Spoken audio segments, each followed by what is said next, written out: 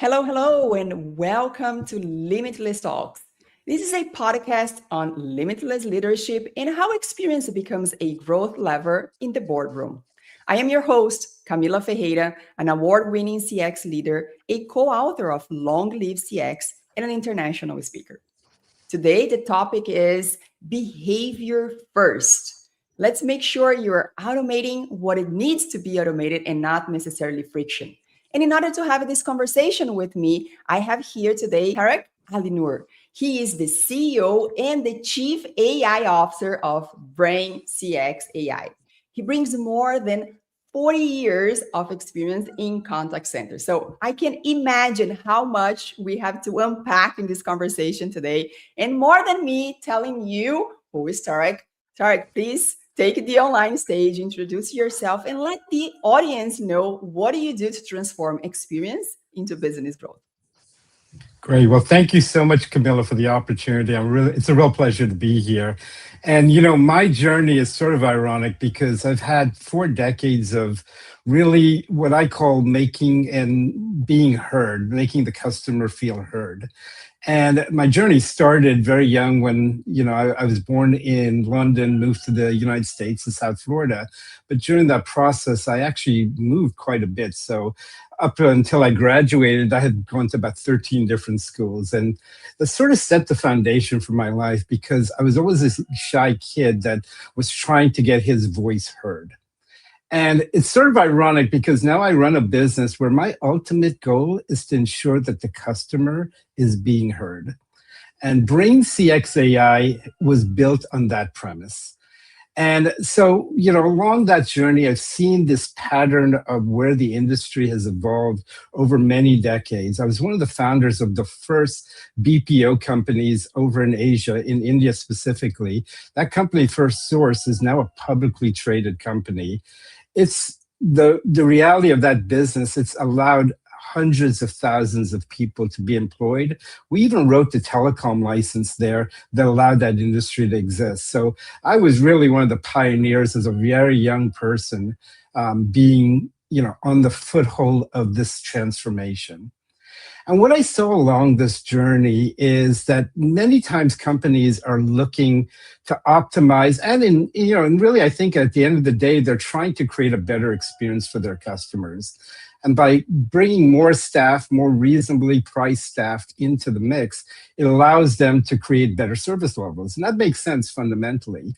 But along my journey from India all the way to the Philippines, where I was the chief country officer for JPMorgan, built their mortgage servicing business there, and then came back to the States and worked for a number of years for Apple, building call centers all over the world. And even in your country, in Brazil, where I had the pleasure of building a large operations in Sao Paulo, Brazil. And so I've worked for some of the most premier brands, and I've seen how they've all approached customer service. And, again, going through this journey of many decades of seeing offshoring to leveraging technology, IVRs, chatbots, text messaging. And I was involved in so many of those decisions in the boardroom and in the leadership meetings about deciding what works well and what will work best for their customers. I realized quickly, though, and I have a bit of a confession, because I'm sort of the guy that's created a lot of the frustration that we all face today when we call these call centers. And what I recognize in that journey is that true that we have, instead of creating a better experience and less friction, we've distanced ourselves from the customer. And in that piece of it, I think we've also not listened to them. And one of the underlying threads that I've seen over and over again is that trust is built in the first 7 seconds of a conversation.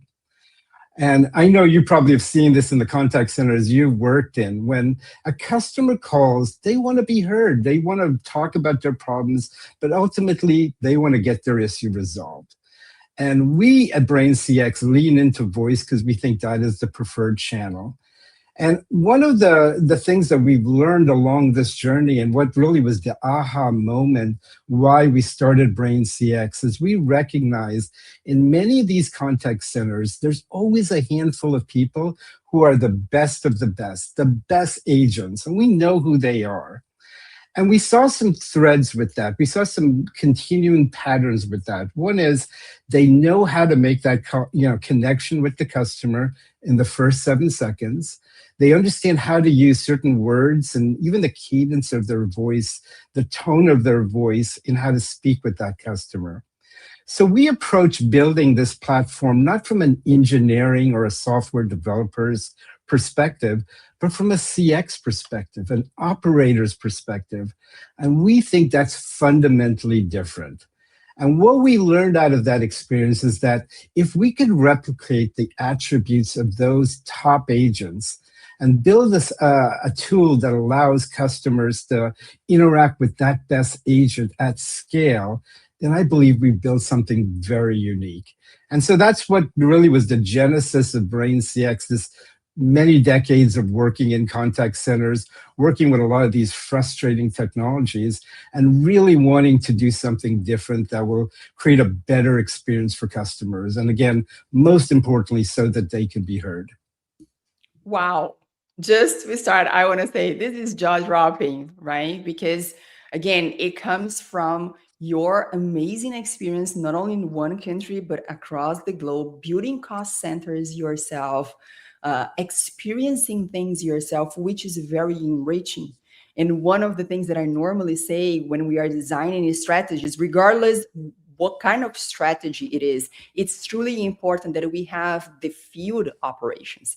It's really important that we have boots on the ground, that we know, that we feel, that we kind of have our own, we go through our own journey, which is very enriching for us to design those strategies, the combination of those two things. And in your case, so you not only had the experience of building contact centers, but for big companies, for big brands in different countries, which brings a lot of complexity, right? We all know that even though we may speak the same language in some countries, the way the cultural piece is so relevant. And you cannot just assume that the fact that you speak the same language, you're going to engage with people in the same way. And this is one of the lessons I carried with me until nowadays, after living in 3 different countries in Latin America. They all speak Spanish, but it doesn't mean they are looking for the engage in the same way. So yes, this is definitely jaw-dropping. And I really want to invite the audience to be part of this conversation as well. So whoever is watching us, either on YouTube, on Instagram, or on LinkedIn, if you have questions, if you have comments, share with us. I'm going to be more than happy, and Tariq as well, to address those questions in these comments live. But to kick things off, after this amazing intro of getting to know you and what you have been building over so many years, I have come up with a few questions just for us to kick it off. And the first question that I have for you, Tariq, is actually what you were mentioning of not engaging with clients. So what do you think that companies do wrong when designing the experience of a call center? When we think about, as you were saying, I used to tell this to my team as well. Say, when people call a contact center, we have to understand that our starting point is a failure. Yeah. Right? So they're not calling to greet us. They're not calling to engage with us. No, something happened, something broke, and they had to contact us. So our starting point is definitely a failure. So in your opinion, what do you think that companies go wrong about customers' call? Well, you got it spot on. And you know what's interesting? After all these years, the answer is actually pretty simple. People don't call because they want to talk to a company. They call because something went wrong, like you said, in their day, and they need help to make it right. But somewhere along the way, the industry forgot that. We started measuring these KPIs like cost per call, average handle time, all these nebulous things that at the end of the day, they forgot that really why the customer was calling is that they need to be heard, they need to feel trust in the person they're speaking with, and they need their issue resolved. And this is not a spreadsheet problem, this is a connection problem. And I think the companies that can have figured that out and understand it and approach it from that perspective are the ones that become very memorable. I'll give you a quick example. I work for Apple, and I think we all, when we go to the Genius Bar or we call the contact centers for Apple, there's a feeling that you have. There's a level of confidence in the tone and in the voice of the geniuses that you speak with. They got it right. They understood that. I'm proud of the part of that. But the reality is that we don't really need more people. We just need people that are empowered to listen and to communicate effectively. And I believe that if you can do that and you can replicate those traits, AI could be a very powerful force multiplier.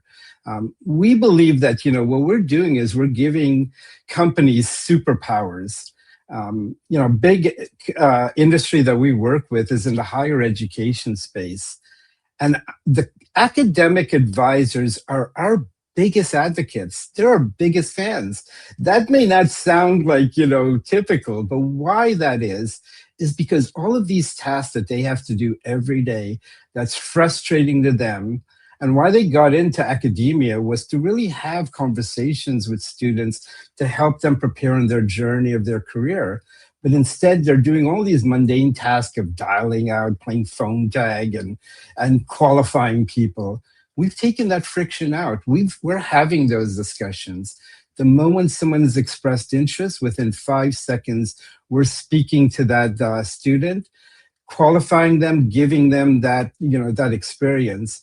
And I'll challenge you to look at a new KPI, because the KPIs we look at, which is really interesting, is in the hundreds of thousands of calls that we look at, how often has someone asked, is this AI? Are you a bot? It's not something we are, in the AI industry, we're asking yet.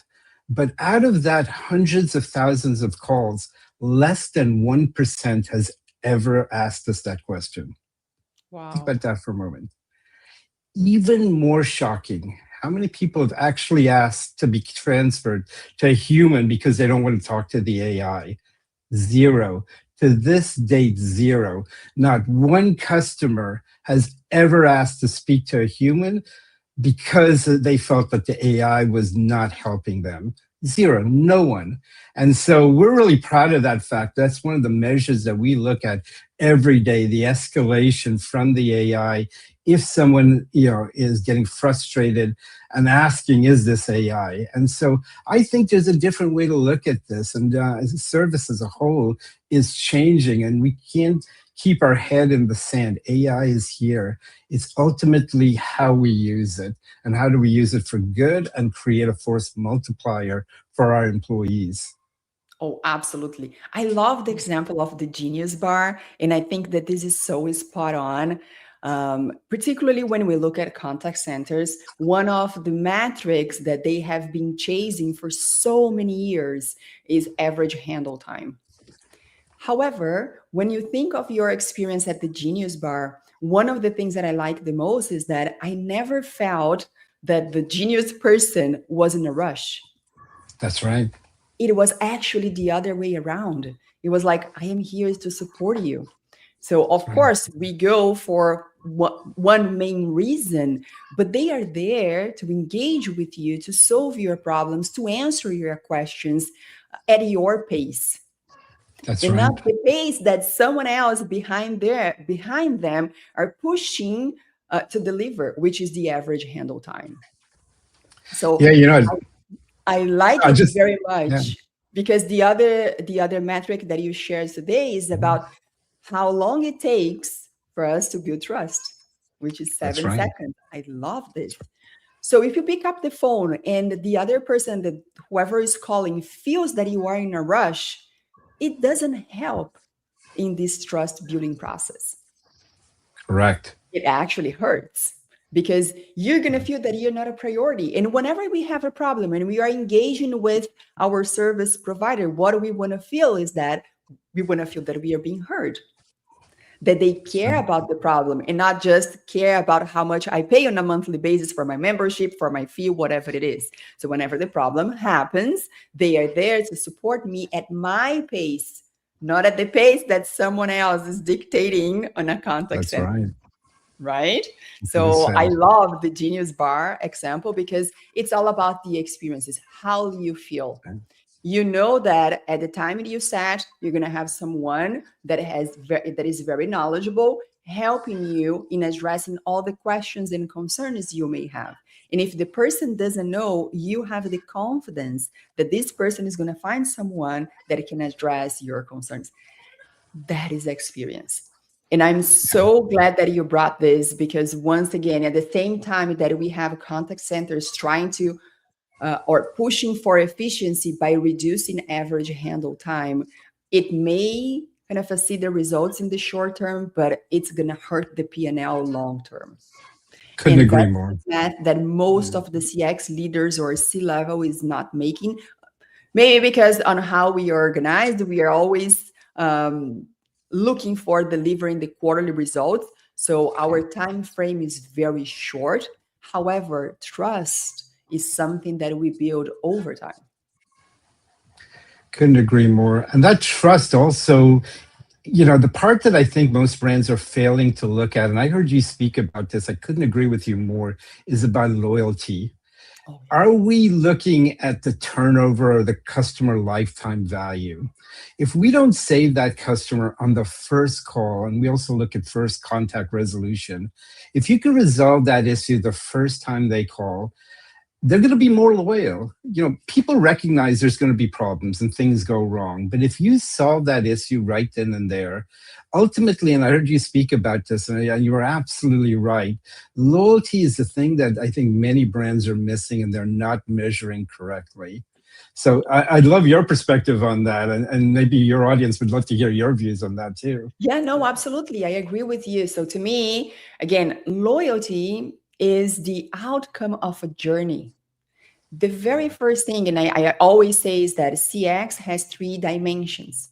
The first dimension is delivering what you promised, being this a product or a service, right? So Yeah, my car or my phone line, whatever it is, do I deliver what I promised? That is the first dimension of customer experience.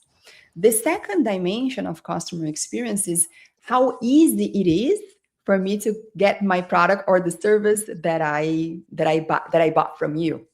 If I have yeah, to be staying in line for an hour for a cup of coffee, then it's not easy, right? So right. how much effort do I need to put in order to get what I'm looking for? That is the second dimension.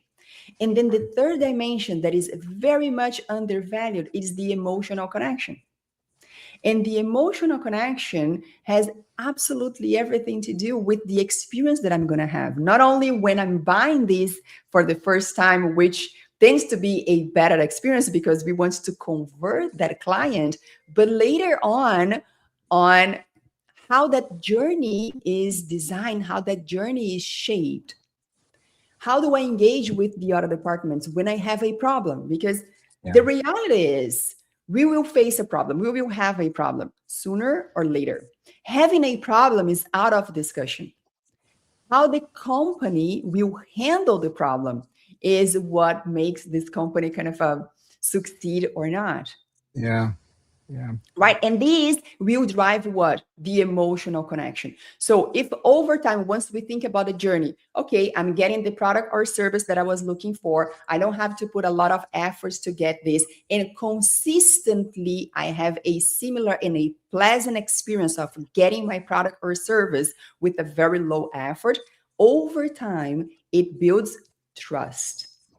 That's right. Longer term, it builds loyalty. That's right. But you see, if we are very focused on the short term, what's going to happen? We're going to be looking at the cost. We're going to be looking at the efficiency because we need to deliver on the numbers of the P&L. Most likely, we're going to try to rush all of those interactions because time is money. But what about Yeah. the experience? What about the emotional connection? What about my feelings when I call either the contact center or engage with any department of that organization and I feel that things are being done in a rush and I'm not being heard? The That's right. next step is to look for something else. And I really want to bring here the study from Bain Company that says that 80% of customers who switch to providers describe themselves as satisfied before doing so. Wow. 80%. This is That's insane. So eye-opening. Yeah. it's eye-opening. So the fact that you have someone satisfied out of an interaction, it does not necessarily mean loyalty. And this cannot be misinterpreted. Yeah. Okay, I had a kind of solved my problem, but how many times have I had to call? How many times have I had to repeat myself? Yeah. Oh, it was solved. And sometimes the satisfaction comes from, I want to get rid of it. Right? That's But right. 80% of customers who switch to providers describe themselves as satisfied. So this number is alarming because It sometimes, as is. you were mentioning, and I love that you kind of shared some other metrics here, for example, the Yeah. escalations to a human. I love this metric, which is completely different than the metrics that we are more familiar with. How many calls have you handled in an hour? What Right. is the average handle time? No. Have I successfully and satisfactorily resolved the problem for my clients? That's right. How many people know the name of the agent on the other side of the line? You see, all of Yeah. this is experience that somehow is being undervalued when designing support teams or contact centers. And this will pay off in the longer term, not in the short term. So what Couldn't do you agree with you more. prioritize? Do you want a kind of a long-term sustainable business? You better take care of the emotional connection on how you're going to sustain that experience over time and not just once. Oh, I heard this so many times. The engagement with the salesperson was amazing, all of the services, the solutions, but then when the contract, after signing the contract, first of all, this person disappeared. Yeah. And second of all, I never ever had what I had in mind or what was offered to me at first hand. And then Yeah. they contact support. There is no connection. The departments are not in sync. They don't even know who was the salesperson, what was offered. Look at this. Yeah.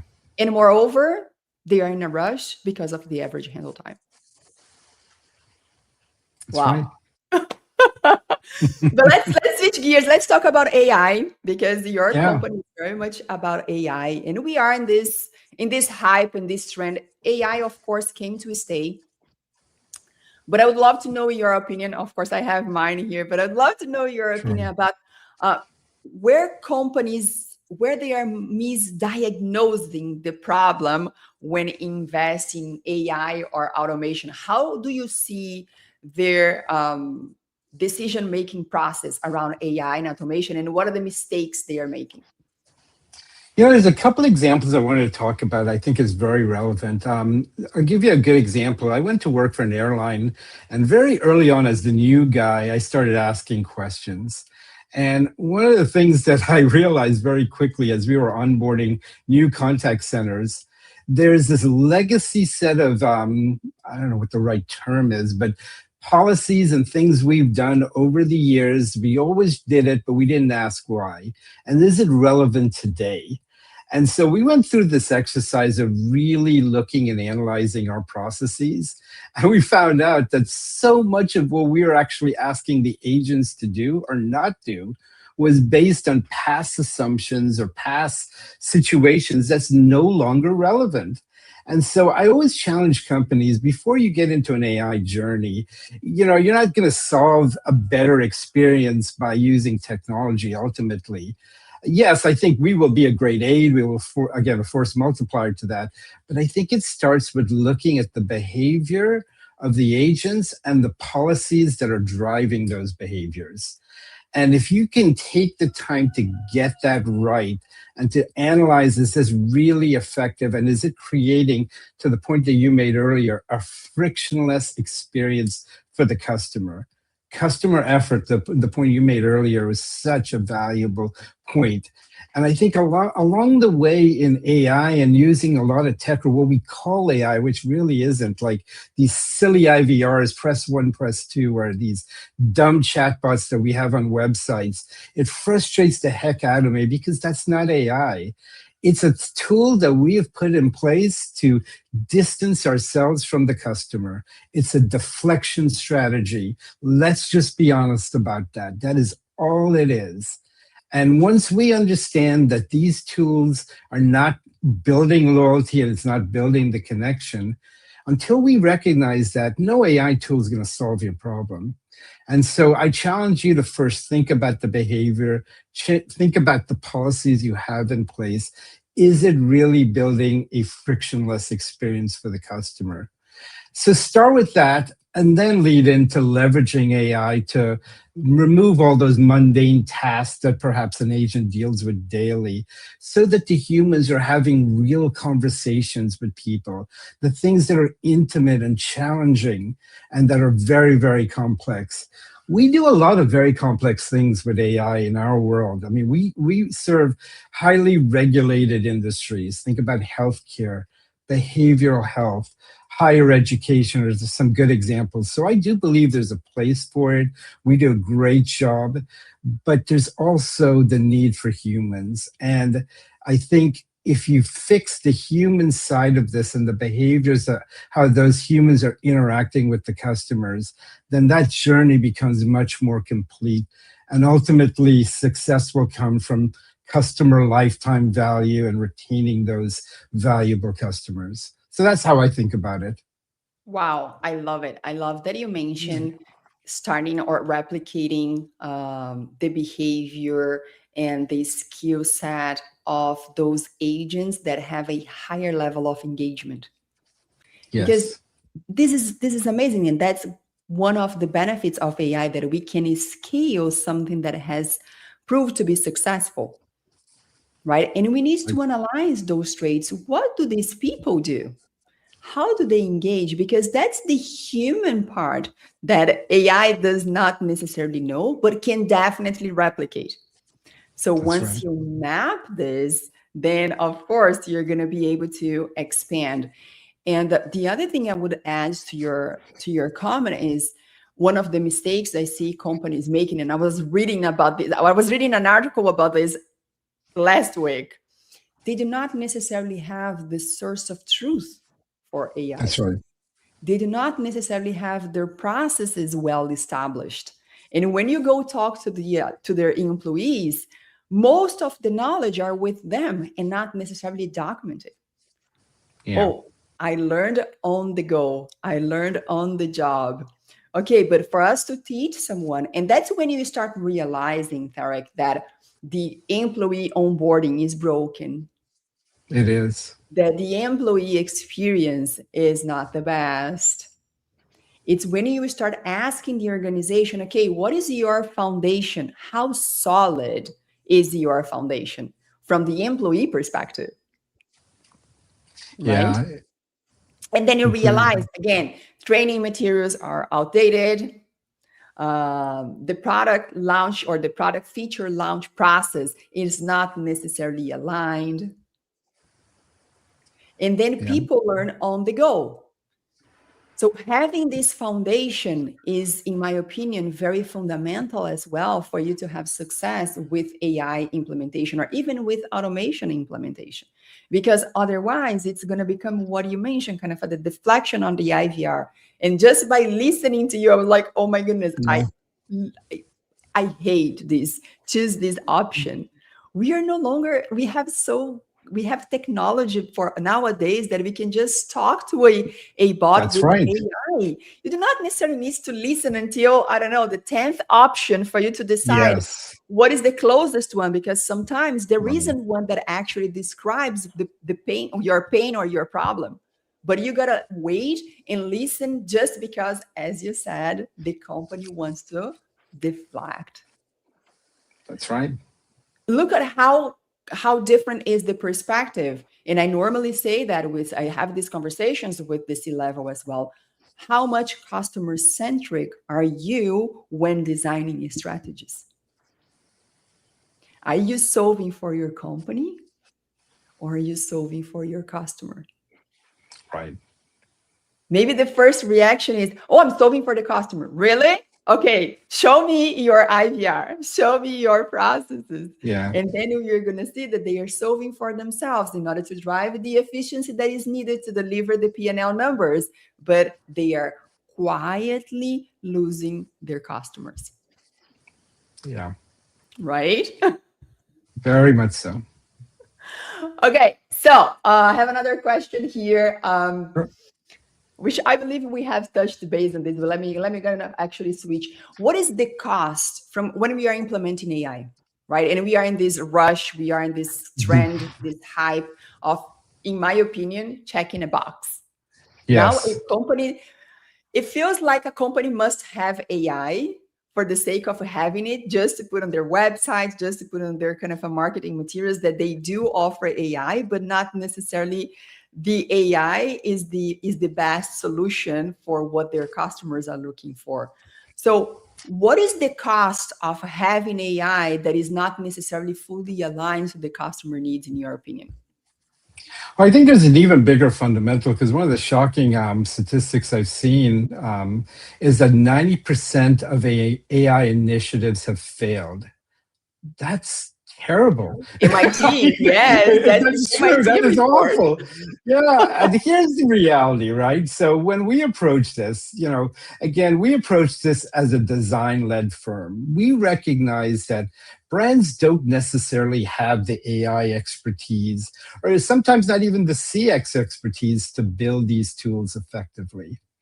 And what you're finding is there's a lot of tools out there. I consider them ubiquitous. They all have technical novelty, if you will.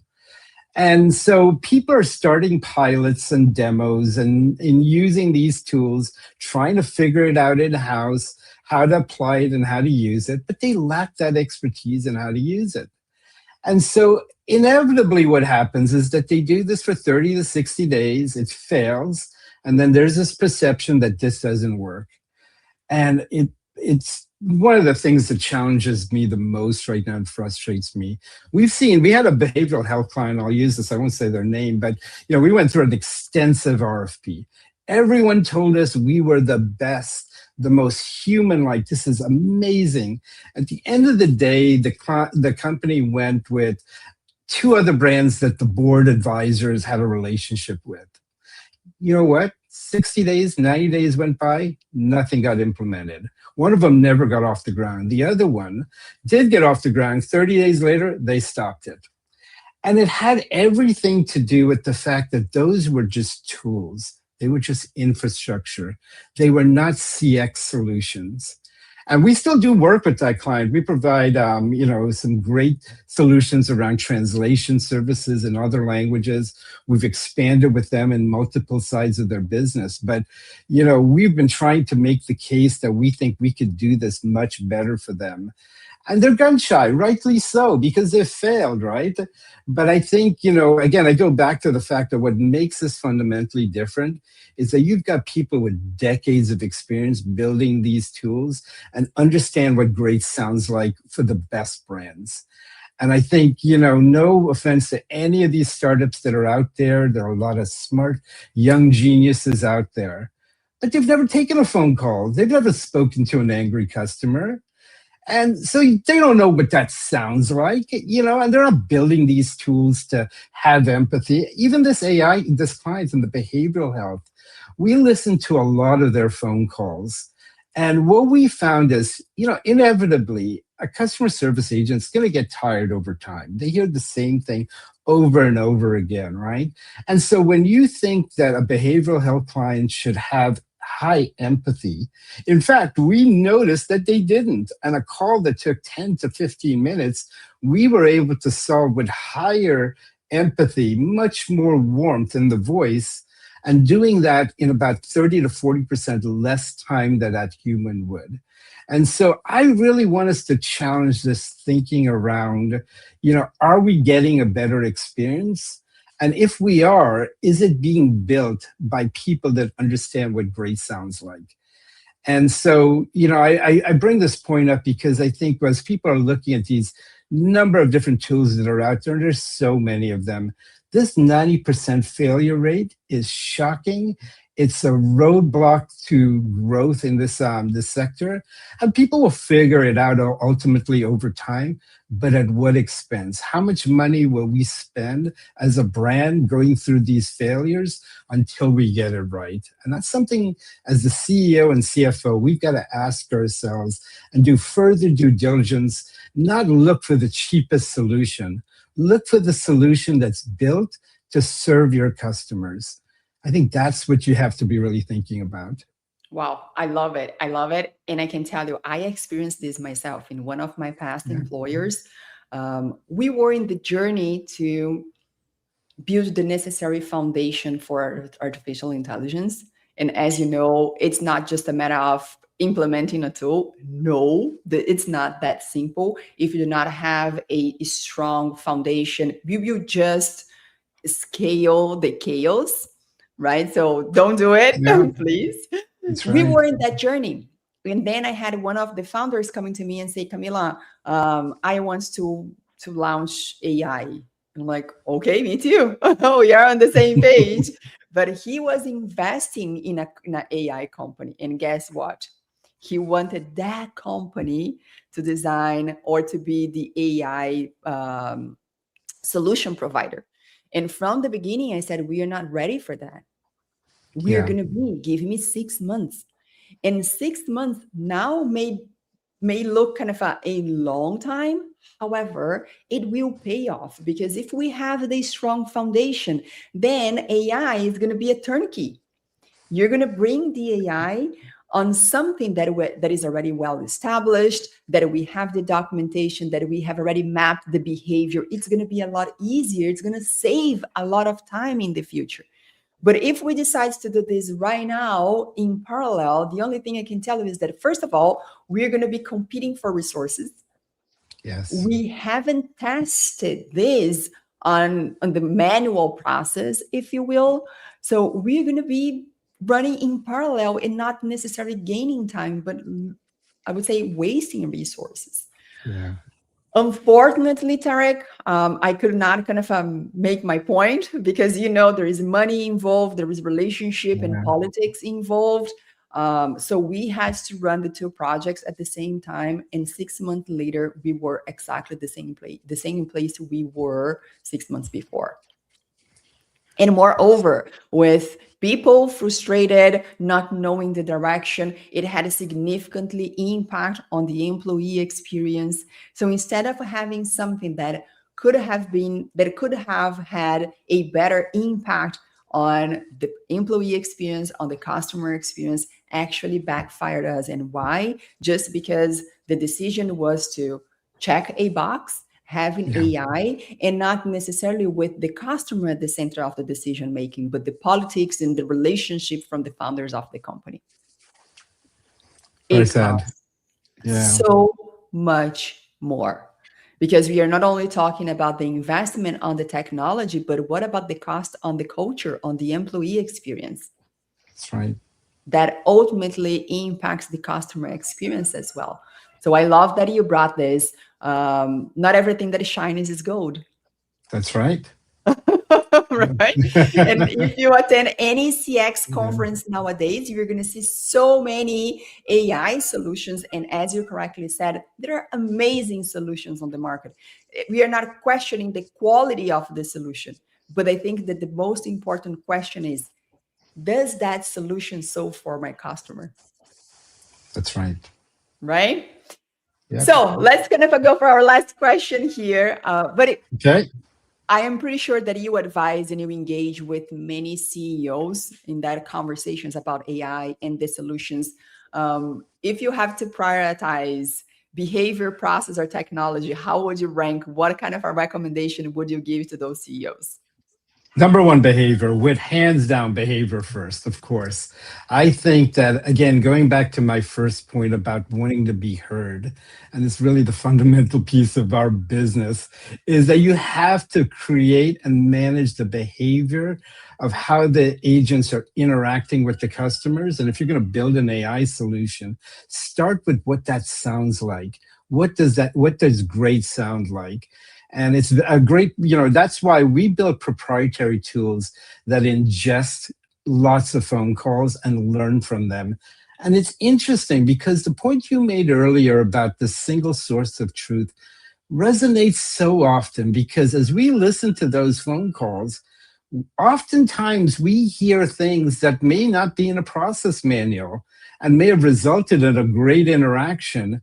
And so we found that, this is the process of actually ingesting and learning has many aspects to it. One is absolutely listen to the agents who are doing a great job, who are getting the highest CSAT scores and NPS scores. Learn from them, because there's so much to be learned there, as well as ingesting the knowledge base and all these other tools and processes that may be out there. But you also have to have a calibration of the two and ensure, going back to the point of behavior, that we are really having that conversation with our clients in a frictionless way, in a way that builds a connection quickly. So, in a roundabout way of answering your question, I think it does start with behavior first. Oh, I love it, because I believe this with my eye closed. Yeah, If we do not drive behavior, or if we do not drive behavior change, then it means that there is no loyalty and there is no that's right. trust, right? That's So right. definitely shaping the behavior. How do you solve for that client? This is how big companies and very well-known companies, they started. Think of Amazon, think of Apple, and think of Tesla. Again, so many Mhm. more companies that have actually started by addressing a pain point. They experience Yes, the problem themselves. And I get back to your point of having the boots on the ground, listening to calls. It doesn't take that long, right. right? But don't try to design any strategies and solutions without experiencing yourself what your clients or your employees are experiencing. Take the That's right. time, right? And then once you understand this, you're going to be able, with, of course, with your strategic tools, with your mindset, with your experience, you're going to be able to connect the dots and design something that it truly solves for your customer, whoever it is. Sometimes an external customer, sometimes it's your employees, sometimes it's just your teammate. But again, having the customer at the center of your decision making will help you design behavior, or designing strategies that will drive behavior change. So I love it. Yes. Okay, we are approaching the end. My goodness, time flew by today. Such a great conversation. Did. Learned so much from you, but also from BrainCX, and how you guys are building something that it definitely stands out from the crowd, that brings this human touch, that is very centered on the customer. You mentioned so many different industries that you work with, and for you to be successful in so many different industries is because at the core you truly have your customer. So thank you so That's right. much, Tariq. And You're welcome. I want to give you the chance to share with people how they can connect with you. I'm pretty sure that whoever was listening live or will watch the recording will be very much interested in getting to know you more and contact you. So Yes. please let them know Yeah. Well, how. yeah, so the easiest way is to learn about our business is go to BrainCX, that's BrainCX.com. And also, we're very much active in LinkedIn. We are really trying to approach this as thought leaders. So you'll see a lot of use cases. We're actually launching a YouTube channel now to push more information and content around the various use cases. We've had massive success with the clients we're working with. And so I think the best thing, the next step would be contact me on LinkedIn, Tariq Alinur. It's TariqAlinur. I'm very active on LinkedIn. And our website, braincx.com. Again, it's a work in progress. I think we all are. But, that would be the best way to get in touch with us and speak to us. Joe Morgan, our CRO, is absolutely amazing. He has had C-level experience with some of the top major companies in the world. And Wendy Grafe also, who manages our strategy and solutions. We just have an awesome team. And I think if you meet them, you will build that connection quickly. You'll understand why we're different. So thank you, Camila, for the platform and for giving us this opportunity. Of course, my pleasure. Thank you so much for taking the time and sharing so much with us today. It was a pleasure having this conversation with you. And for the audience, I see you in the next episode. Thank you so much. Thank you. Thank you.